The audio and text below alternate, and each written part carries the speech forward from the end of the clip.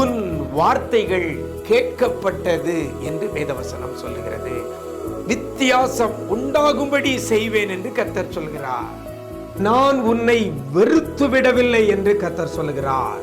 இன்றைக்கு கர்த்தர் நமக்கு தருகிற ஒரு வார்த்தை வார்த்தை வார்த்தை உன் ஒளி வந்தது.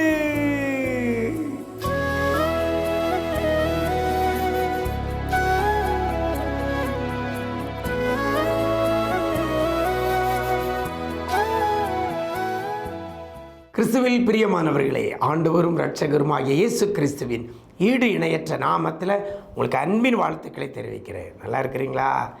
எல்லாரும் நல்லா இருப்பீங்கன்னு ஆண்டவருக்குள்ளே நம்புகிறேன். இந்த நாளிலும் கூட வேதத்திலிருந்து ஒரு வசனத்தை உங்களோடு கூட பகிர்ந்து கொள்கிறேன். ஏசாயா தீர்க்கதரிசியின் புஸ்தகம் 60ஆம் அதிகாரம் 1ஆம் வசனம் இவ்வாறாக சொல்லப்படுகிறது. எழும்பி பிரகாசி, உன் ஒளி வந்தது என்று கர்த்தர் சொல்லுகிறார். எனக்கு அருமையான தேவஜனமே, இன்றைக்கு உங்களை பார்த்து கர்த்தர் சொல்லுகிறார், ஒளி வந்தது என்று சொல்லுகிறார். யாருடைய ஒளி? உன் ஒளி வந்தது என்று சொல்லப்படுகிறது. யாரை பார்த்து சொல்லப்படுகிறது? எழும்பி பிரகாசிக்க வேண்டியவர்களை பார்த்து கர்த்தர் சொல்லுகிறார், எழும்பி பிரகாசி, உன் ஒளி வந்தது. அப்போ ஒவ்வொரு மனிதனும் எழும்பி பிரகாசிக்க கர்த்தர் ஒன்றை அனுப்புகிறார், அதுதான் ஒளி. வேதத்தில் ஒரு வசனம் இருக்கிறது, எந்த மனுஷனையும் பிரகாசிப்பிக்கிற மெய்யான ஒளி நம்முடைய ஆண்டவர். எந்த மனுஷனையும், அது எப்படிப்பட்டவனாய் இருந்தாலும் சரி, ஆண்டவருக்கு தூரமாக இருந்தாலும் சரி, ஆண்டவருக்கு பிரியமில்லாத காரியத்தை செய்து கொண்டிருந்தாலும் சரி, ஒரு மனுஷனை எழும்ப பண்ணுவாரையானால் கர்த்தர் ஒளியை பிரகாசிப்பிக்க பண்ணுவார். அந்த ஒளியை அந்த மனுஷன் மேலே வர பண்ணுவார். இன்னைக்கு கர்த்தர்களை பார்த்து சொல்கிறார், உன் ஒளி வந்தது. அப்போ ஒவ்வொருத்தருக்கும் ஒவ்வொரு ஒளியை கர்த்தர் வச்சிருக்கிறார். உன் ஒளி வந்தது என்று சொல்லுகிறார்.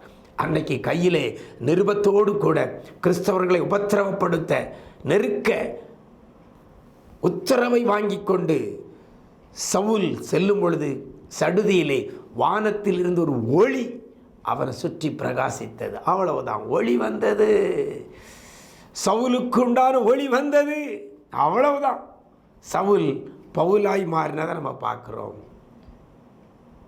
இன்றைக்கும் உங்களுடைய வாழ்க்கையில் நீங்கள் பிரகாசிப்பிக்கும்படியாய்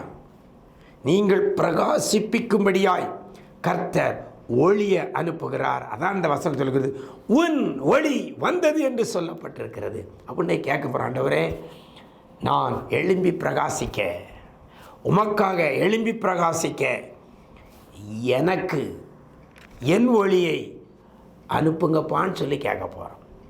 என் மேலே பிரகாசிப்பிக்க பண்ணுங்கன்னு சொல்லி கேட்க போகிறோம். அவருடைய ஒளி நம்ம மேலே பிரகாசிப்பிக்கப்படுமையானால்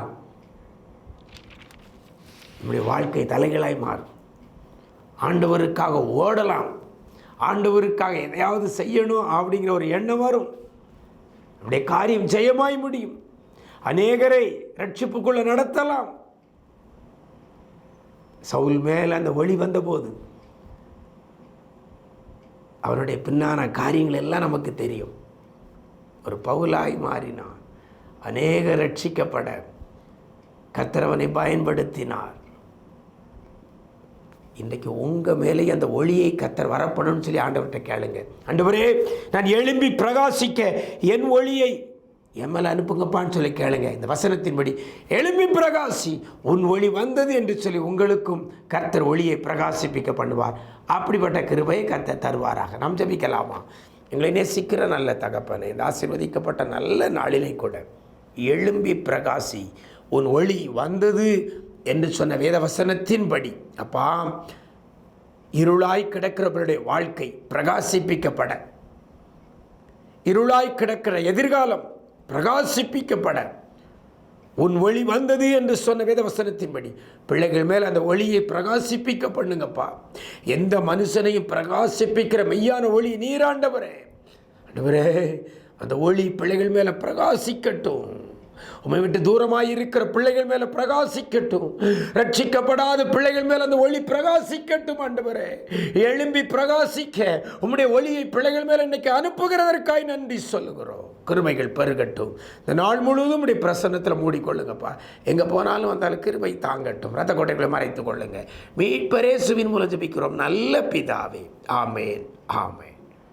பிரியமானவர்களே, கர்த்தருக்காக எழும்பி நீங்கள் பிரகாசிக்க போகிறீங்க. ஏன்னா கர்த்தருடைய ஒளி இன்றைக்கு உங்கள் மேலே வருகிறது. அப்படிப்பட்ட கிருபை கர்த்தர் தருவாரா.